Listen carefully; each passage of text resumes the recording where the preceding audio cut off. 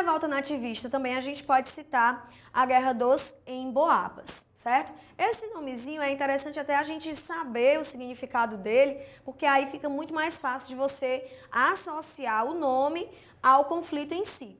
Emboabas quer dizer, vem do tupi-guarani, Amoboá, que significa estrangeiro. Só que você também pode encontrar em outras fontes dizendo que esse termo Emboabas, ele significa, na verdade, pata peluda, né? Na verdade, existem fontes que dizem que havia um pássaro aqui no Brasil e esse pássaro ele era chamado pelos indígenas de emboaba. Por quê? Porque ele tinha a pata toda coberta por pluma, né? Por pena. Os estrangeiros, que geralmente eram os portugueses, só andavam calçados ou com botas de cano alto, que vinha até mais ou menos a altura do joelho, ou então com sapatos que vinham até a altura da metade da perna. Então, os nativos, né, que eram, na verdade, já os mestiços, os descendentes de índios com escravos, de índios com europeus, enfim, eles vão apelidar esses estrangeiros, esses forasteiros, de emboabas, tá? Mas, professora, por que é que a Guerra dos Emboabas, por que vai existir, na verdade, essa relação de estrangeiros aqui na capitania de Minas Gerais no início do século XVII? Gente, é muito simples. Final do século XVII, desculpa, eu falei século XVII, é no início do século XVIII, tá? Perdão. No final do século XVII, 1600, enfim, lá vai bolinhas, na segunda metade desse século, a partir da segunda metade desse século, a gente vai ter, como eu acabei de citar, o declínio do ciclo açucareiro. O declínio do ciclo açucareiro, ele vai trazer condições muito complicadas para o Nordeste e para a colônia como um todo. Já havia, desde o início do período colonial, uma busca intensa por metais preciosos. Acreditava-se que no Brasil existia sim esses metais preciosos, muito embora até então a economia, na verdade, da colônia brasileira girava em torno do ciclo açucareiro, que era também um produto muito requisitado na Europa.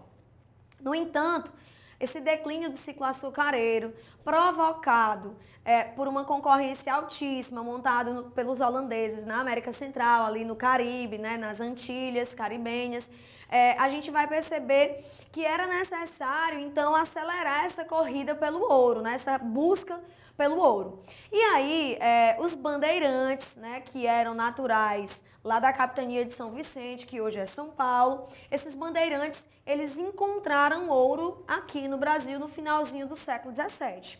Esse ouro foi encontrado ali na região que era chamada de região das Minas Gerais.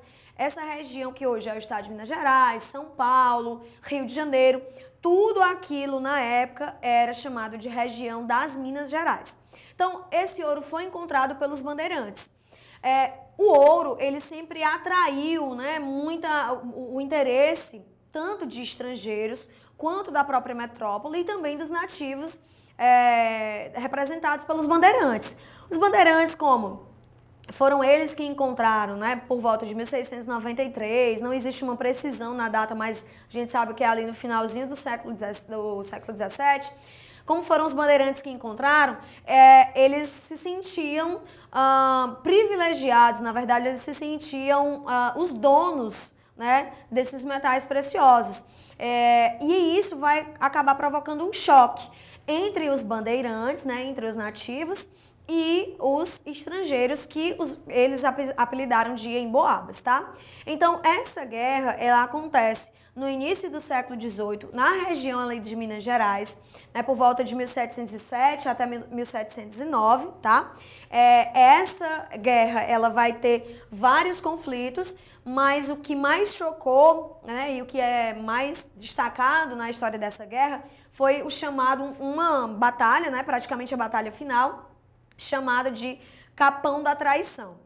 É bem simples, o Capão da Traição foi um cerco que os estrangeiros, né, os emboabas, forasteiros, fizeram aos bandeirantes paulistas. Cerca de 300 homens, 300 bandeirantes foram encurralados pelos estrangeiros, pelos forasteiros, e aí houve um acordo, né, onde foi proposto aos bandeirantes que se eles depusessem as suas armas, né, se eles se rendessem, a vida de todos eles seriam poupadas. Os bandeirantes aceitam esse acordo, no entanto, quando eles entregam as suas armas, os forasteiros acabam massacrando esses bandeirantes. O capão da traição, na verdade, o capão é uma espécie de local, né, de mata fechada, rodeada por uma matazinha rala, né? Então esses bandeirantes eles estavam escondidos nessa mata fechada, foram encurralados pelos forasteiros e acabaram aí, então, sendo enganados e massacrados, né? Foi de fato um massacre, onde a gente percebe que houve mais de 300 mortos, né? Todos eles bandeirantes paulistas, certo?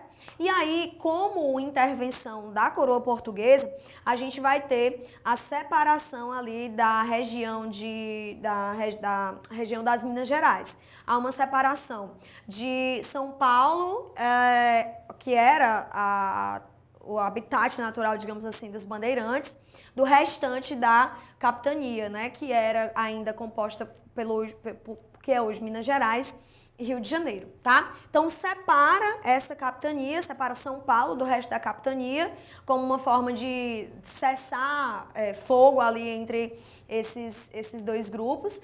E aí os bandeirantes acabam também traçando outros caminhos, né? Outras expedições, outras bandeiras, como eram chamadas as expedições dos bandeirantes, né? Eles acabam indo buscar ouro em outras regiões, que hoje é Goiás, Mato Grosso do Sul e por aí vai, tá certo? Beleza? Então, resumindo, a Guerra dos Emboabas foi um conflito entre os bandeirantes paulistas e os estrangeiros que vieram, né, que foram para a região das Minas Gerais nessa corrida do ouro, na busca de encontrar ouro e enriquecer. Esse conflito ele acabou, né, cerca de 2 anos acabou com o Capão da Traição, né, que foi um cerco feito pelos estrangeiros aos bandeirantes paulistas, tá certo? Beleza? Então, é isso, fiquem atentos e até a próxima.